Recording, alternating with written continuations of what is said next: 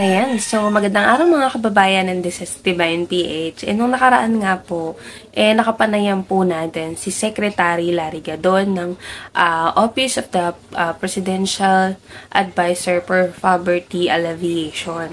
And may mga ilang katanungan nga po tayo na pinaunlakan niyang sagutin. So, isa po dyan itong mga issue na ginagawa po ng kritiko ni President Bongbong Marcos. Hindi lamang kay PBBM, pati po sa iba pang miyembro ng gabinete, no? At ito nga po, hindi ko na patatagalin pa. Pakinggan nyo po yung sagot ni Secretary Larry Gadon. Na may nakita kaming post niya na tinatanong niya, ano-ano daw ba ang mga programa mo bilang isang presidential advisor. Hindi niya ata naiintindihan na ang presidential advisor ay sa presidente nagre-report at nagbibigay ng mga rekomendasyon. Ano-ano na ba ang mga rekomendasyon na naibigay mo sa presidente? Oo, marami na. Ito ay patungkol sa pag-angat ng ekonomiya at marami tungkol sa poverty alleviation. Pero bilang advisor, hindi tayo pwede mag-claim ng credit. Kasi we are working, all of us are working under the name of the President. Hindi naman po pwede na sabihin ko na, ay ako nag-isip niyan, ako nagpagawa nito, kaya nangyari yan dahil sa akin. Hindi, teka muna, hindi ikaw yung Presidente. Ang nagpapatupad yan ay yung Presidente. At hindi mo rin pwedeng sabihin yung kung ano-ano yung mga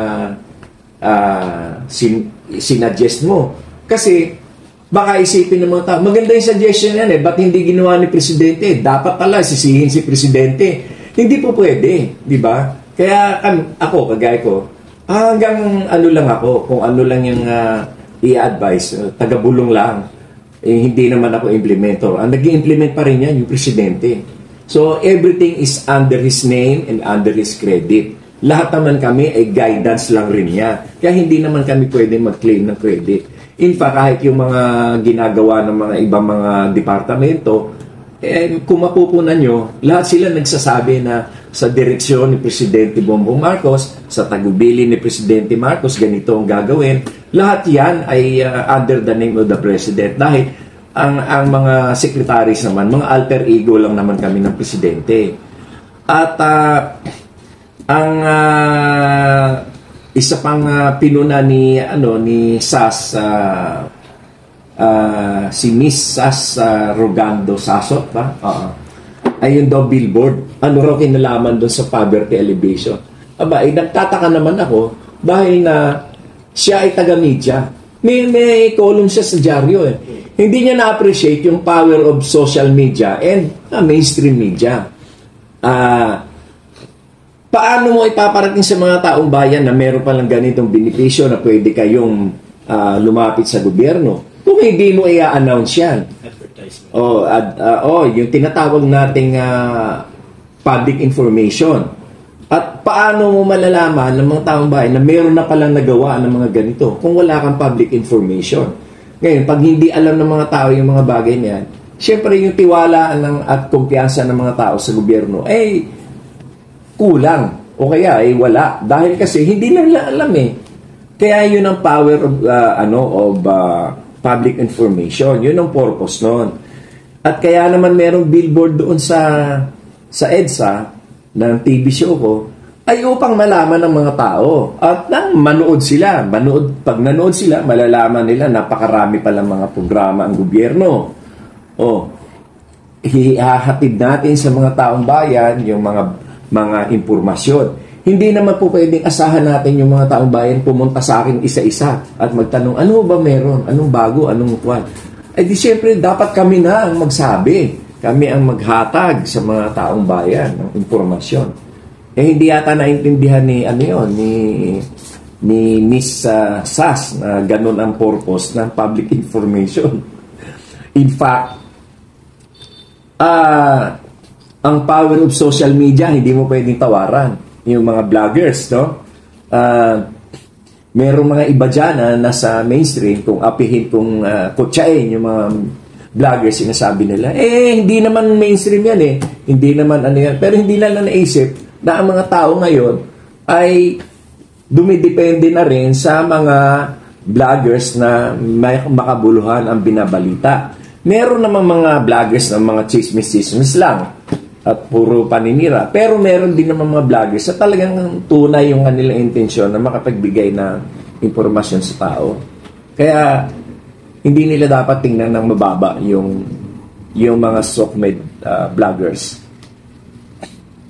Secretary, magkano? Si Presidente mismo vlogger ano ba? Ano dapat bakit niyo titingnan ng bakit titingnan ng mababa yung vloggers as against mainstream? Si Presidente mismo ay walang sawa na nagbibigay ng impormasyon sa ating mga babayan sa pamamagitan ng pag-vlog. Secretary, may mga tanong din sa comment section kung may bayad po ba yung mga billboard. Wala yon kasi yung may-ari ng billboard na yon ay isang supporter din ni Presidente Bongbong Marcos at kabilang din sa aming mga organisasyon. Kaya nakita naman siguro niya na makabuluhan yung TV show. Dahil doon sa TV show, wala naman kaming mga haka-haka o wala kaming mga chismis doon. Lahat doon ay mga informasyon na mga pawang katotohanan lamang. Kaya siguro naisip din nung may-ari ng billboard na bigyan ko ng espasyo walang bayad yun. Kung babayaran ko yun, milyon-milyon yun. Kagaya nga magandang loob na nga yung tao na libre yung ads. Tutuligsain mo ba yung mga ganon? At isa pa, yung programa naman ang binibenta. Hindi naman yung billboard nagsasabi, hindi naman ini-emphasize niya, si Larry Gadon, sobrang pogi yan. Di ba? Hindi naman nila sinasabi na, total, obvious na yun hindi naman sinasabi doon na, ang pogi-pogi ni Larry Gadon. Sinasabi doon yung TV show. Di ba? Siyempre, hindi naman lahat ng tao may nalalaman na meron palang programang ganon. Public information campaign yan. Kaya nga meron TV, may radyo, may dyaryo, public information. Si Sas mismo, columnist sa isang dyaryo. Siya mismo nagbo-vlog. Anong problema doon? Ibig sabihin, siya mismo duda sa sarili niya na nakakapag-inform pala siya ng mga tao. Ayan, so narinig nyo po yung sinabi ni Secretary Gadon. Kaya sa mga kritiko dyan ni PBBM na mahilig gumawa ng fake news, mahilig manira, mahilig mangwestiyon, bago po kayo pumuna ng iba, tumingin muna kayo sa salamin. Tingnan nyo muna, alamin nyo muna kung ano ba yung pwedeng mapuna sa inyo, pwedeng mapansin sa inyo, pwedeng mahalungkat about sa inyo, 'di ba?